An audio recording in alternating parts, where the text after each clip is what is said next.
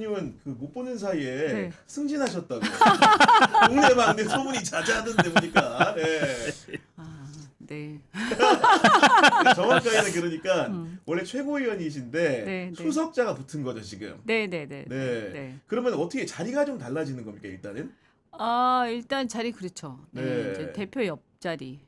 옆자리로 가게 되는 승진했죠. 거고 발언 순번도 당연히 네. 대표, 원내대표 다음. 원내대표 다음으로 이렇게 하시는 거고 네. 그렇게 되는 건데 그 많은 분들이 약간 의아했던 부분에 의원님 정도 되면 이번에 선거를 또 나갈 수도 있지 않겠느냐 언론의 관측이 하도 많다 보니까 네. 이번에 경기도지사 선거 대신 이제 최고위원으로서 남은 업무를 다 하기로 하시긴 된 배경에 대해서 네. 궁금해하는 분들이 좀 있거든요. 뭐 여러 가지 이유가 있는데요. 제가 입장 발표를 하긴 했는데 일단 뭐 이렇게 지도부에서 와장창 다 나가면 선출직들이 선출된 최고위원들이 그렇죠. 다 나가 버리면 좀 그 모양새가 좀 그렇죠. 더군다나 특히 경기도는 이제 어쨌든 간에 뭐 이렇게 여러 이제 성향은 좀 달라도 우리 당 그러니까 국민의힘이 현역이 아니지 않습니까? 그래서 뭐 이렇게 도전할 사람들은 하지만 뭐 여러 명이 나가서 할 것까지는 없지 않느냐 네. 이런 얘기들도 있고요. 그리고 이제 의원님들도 또 제가 색깔이 약간 이렇게 대표하고 약간 보완적 그렇죠. 색깔. 상호 보완적인 관계로 네네. 주로 제가 경제나 뭐 산업 또 외교통상 이런 걸 얘기를 해왔거든요. 쭉. 그리고 그런 것들이 이슈가 되면 그걸 제가 지적을 해왔고. 근데 이제 그 역할 할 사람도 없고. 그리고 이제 대표하고의 상호 보완적 그런 어떤 포지션에 대해서 제가 중심을 좀 잡아야 된다 이런 얘기도 있고. 네. 네네네. 이번 그 이현주 최고위원님의 결단에 대해 가지고 우리 민동기 평론가님 좀 어떻게 보셨습니까? 아니 굉장히 중요한 결단이죠. 왜냐하면 그때 뭐 비대위를 꾸려야 되냐 어쩌냐 그러니까, 뭐 네. 그런 얘기까지 나왔잖아요. 근데 상황에 따라서 비대위로 갈 수도 있겠지만 이제 제 주변에도 이제 민주당에 대해서 지지를 보내시는 분들이 야, 지금 이 상황에서 민주당이 비대위로 가는 게 온당하냐 이런 얘기를 하시는 분들도 있었거든요. 근데 지금 이현주 의원님께서 결단을 하셔가지고 요 체제가 지금 가는 거지 않습니까? 그렇죠. 네. 네. 그럼 평가를 받아야죠. 그러니까 지금은 제가 볼 때 제일 중요한 게요. 두 가지인 것 같아요. 일단 정권 잡은 지 얼마 안 됐죠. 6개월밖에 안 됐거든요. 그래서 국민들이 가장 바라는 게 내란 종식 빨리 했으면 좋겠다. 그거를 이제 제대로 철저히 이걸 바라는 거고요. 그다음 두 번째는 정권 이제 6개월 됐는데 좀 국정 안정에 최선을 다해달라. 뒷받침 확실하게 튼튼하게 해달라. 이 두 가지예요. 근데 그렇게 보면 비대위는 사실은 좀 그렇죠. 아 이상하죠. 이상하죠. 모양이 너무 이상합니다. 그러면 사실은 굉장히 누가 돼요? 대통령한테. 그래서 그거는 아닌 것 같다. 그래서 이제 의원들 좀 친한 의원들이 좀 남아줬으면 좋겠다. 이런 이제 얘기들도 좀 하셨고요. 또 저희 지역구도 용인정. 그렇습니다. 네, 경기 용인정인데 제가 또 경기도는 사실은 예전부터 뭐 이렇게 나오고 싶은 생각들은 굴뚝 같았지만 지역구를 이번에 경기 용인정은 제가 3선이라도 처음이거든요. 처음 하시는 거죠. 그래서 이번에 어쨌든 복당하고 여러 가지 과정에서 우리 지역구 주민들이 많이 도와주시고 지지해 주셨는데 이게 발이 좀 안 떨어지는 그런 것도 있었죠. 그러니까 그리고 물론 우리 이원주 의원님 혼자 정하는 문제는 아니겠지만 지도부라는 게 결국은 지방선거에 유능한 인재들을 내보내서 당선을 시켜야 되는 숙명이라는 게 있는 건데 네. 결국은 지방선거 중에서도 가장 중요한 그런 격전지들이 존재하는 것이고 네. 예를 들면 뭐 서울시장이라든가 경기지사라든가 아니면 부산시장 같은 선거들이 있는데 이런 전반적인 판세에서 어떤 후보를 우리 당이 더 이렇게 배출해야 된다 이런 상 같은 게 좀 있습니까? 지금 일단 가장 큰 전제가 우리 여당이라는 거죠. 저는 이제 아마 그런 걸 염두에 두고 후보들을 뽑을 거다라고 생각하고요. 야당일 때는 조금 상이 달라요. 왜냐하면 야당일 때는 지도자가 대통령이 아니잖아요. 그래서 상대방 진영에 대통령이 있고 거기에 맞서는 입장이고 그 권력을 다시 회복해야 되는 입장이다 보니까 야당일 때는 그 대통령에 맞설 수 있는 강력한 어떤 리더십과 강력한 카리스마 뭐 그러면서 조금 뭐라고 해야 되나요? 약간 정치적 힘이 센 사람을 선호하게 돼 있어요. 네, 그런데 여당일 때는 조금 달라요. 여당일 때 대통령이 계시잖아요. 그리고 지금 60%를 넘는 지지율을. 네, 굉장히 이제 대통령이 잘 하고 계시기 때문에 그런 상황에서는 그런 밑에 어떻게 보면 지방자치단체장들도 저 대통령과 합을 맞춰서 잘 일할 사람, 대통령이 중앙정치를 통해서 이 대한민국의 어떤 여러 가지 정책을 펼칠 때 그것을 이제 우리 여당 입장에서는 그것을 잘 뭔가 지역 단위에서 잘 뒷받침하고 그것을 같이 뭔가 큰 흐름을 만들어낼 수 있는 사람, 이걸 아마 저는 선호하지 않을까. 우리 당원들은 특히 그럴 것 같고요. 이제 저쪽 당에서는 아까 제가 말씀드린 것처럼 야당이니까 반대로. 네, 반대로 네. 정치적 이제 발언권이나 이게 큰 사람을 선호를 할 겁니다 아마. 네. 야, 그러면 그 얘기를 들어보니까 일단 서울시장 선거에 대입을 해보면 먼저 이제 국민의힘이 지금 야당이기 때문에 네. 말 그대로 이제 권력적이야 지향적이고 네, 네. 여당을 상대로 강력하게 싸울 수 있는 사람 생각하면 솔직히 개인적인 감입니다만은 오세훈 시장이 쉽게 떠오르진 않습니다. 그분 같은 경우는 여당 할 때 시장상이 말씀해 주신 바에 따르면은 네, 네, 어울리는 네. 사람이라고 느껴지는데 네, 네, 네. 국민의힘은 과연 어떤 사람을 선출하게 될 거라고 보십니까? 근데 뭐 다른 대안이 별로 없어서요. 그냥 그걸로 가지 않을까 싶고. 오세훈 시장으로. 그리고 이제 서울의 어떤 특징이 있어요.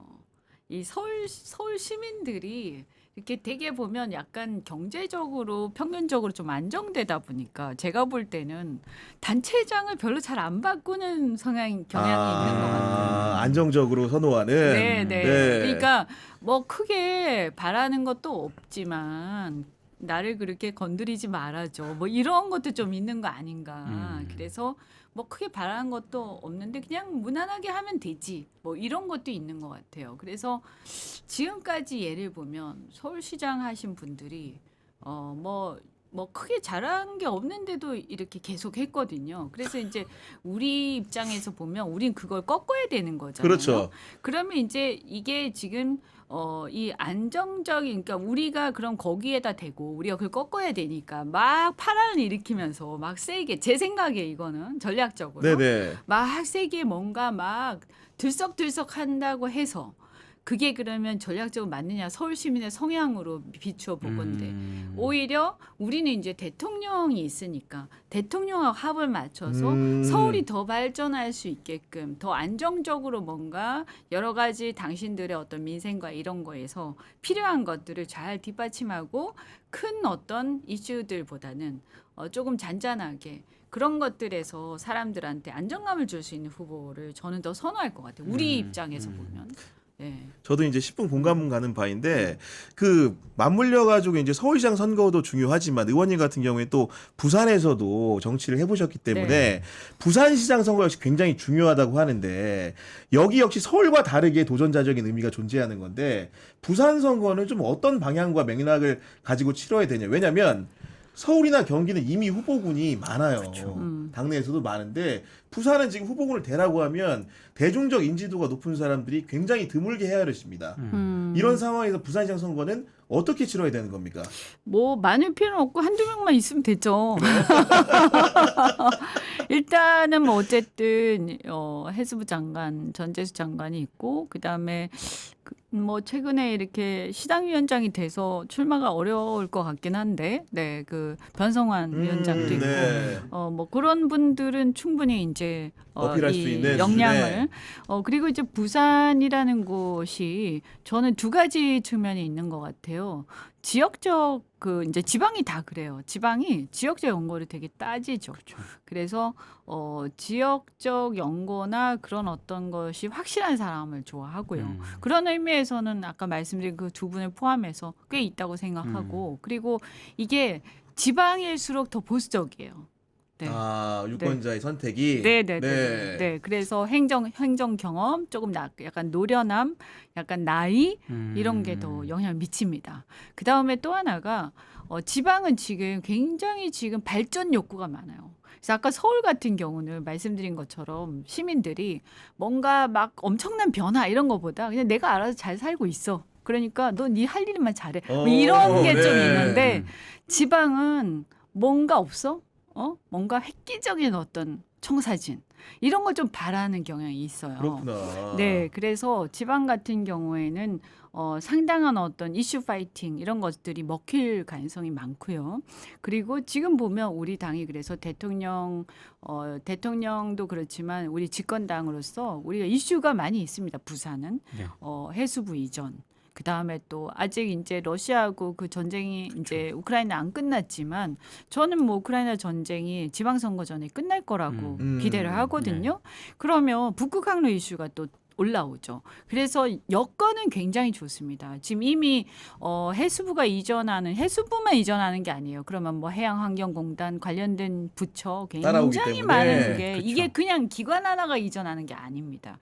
그 생태계가 모조리 거기에 자리를 잡는 거예요. 그러니까 조선 해운 생태계. 예전에 한진해운이 박근혜 때 망했는데 그때 정리를 했지 않습니까? 근데 그 무너진 조선 해운 생태계가 다시 부산을 중심으로 해서 그 저 창원과 이런 김해 앙산까지 그다음 울산까지 이렇게 큰 생태계 클러스터가 전 형성될 거라고 네. 보고 이거에 대한 경제적 기대가 어마어마할 것이다. 이미 벌써 해수부가 그러니까 일단 임시청사가 있는 부산 동구인가요? 그쪽은 지금 뭐 난리들인 것 같아요. 들썩들썩. 네. 그리고 이미 이제 뭔가 경기가 그쪽은 조선업을 중심으로 해서 좀 활력이 돌고 있고요. 그래서 이런 것들을 잘 살리는. 그래서 해수부가 이전하는 것은 기관이 이전하는 게 아니라 산업 자체가 이전하는 것이고 생태계가 이전하는 것이다. 이런 거로 봐야 됩니다. 실제로 저도 이제 지인들하고 친구들이 부산에 꽤 있거든요. 얘기를 들어보면 이게 제2수도라고 얘기를 하잖아요. 근데 껍데기래요. 그러니까 굉장히 침체돼 있다는 거죠. 그래서 뭔가 지금 이재명 정부가 해수부 이전이라든가 이런 거를 한 것처럼 뭔가 활력을 넣을 수 있는 이슈 파이팅 이런 거를 정치적인 어떤 아젠다 말고 정말 경제적인 어떤 아젠다를 할 수 있는 그런 거를 하면은 이 부산 사람들이 민주당에 대해서 겉으로 막 이렇게 지지한다고 얘기는 못하지만 해수부라든가 이런 거는 굉장히 평가가 좋거든요. 제가 이제 지인들을 네. 통해서 듣기로는 그러니까 그런 식으로 어떤 이슈 파이팅을 하면은 제가 봤을 때는 충분히 민주당도 부산에서 해볼 만하다 이런 얘기를 많이 완전히 합니다. 바뀔 수도 예. 있어요. 지형이 뭐냐면 그러니까 이게 보수층이 왜 박정희에 대한 어떤 향수가 있느냐. 그 산업화 때문이거든요. 그러니까 박정희와 함께 성장한 그 젊은 세대들이 지금은 노인들이지만 그렇죠. 그들이 박정희 시대의 산업화와 함께 자신의 부가 축적되는 것을 경험하면서 살아온 거예요, 지금. 그렇죠. 그래서 그 향수를 못 버리는 거죠. 그러면 지금 이재명 정부의 이러한 여러 가지 청사진, 해양수도 강국, 뭐 이런 등등등등 해서 그다음에 문화산업으로서도 K컬처도 사실은 전 수혜지가 부산이 될 수 있다고 그렇죠. 보거든요. 네. 그러면 이런 것들을 가지고 이게 뭔가 꽃을 피우기 시작하면 적어도 부울경 지역은 아주 항구적으로 저는 네, 이번에 지형이 바뀌는 계기를 만들 수 있다. 근데 그걸 만들어내야 되는 거죠. 네. 우리가 뭐 한 번에 확 되지 않더라도 차츰차츰 저는 상당히 좋아질 거라고 봅니다. 두 분의 말씀을 들어보면 기본적으로 이제 그 민주당이 선거를 치르는 방향이라는 것은 정말 정부와 지자체가 잘 협조할 수 있는 그런 상을 국민들에게 보여주는 그렇죠. 것이 맞습니다. 다득표 전략이 청사진, 아닌가라는 여당이니까. 네, 그런 생각을 좀 하게 되는 것이고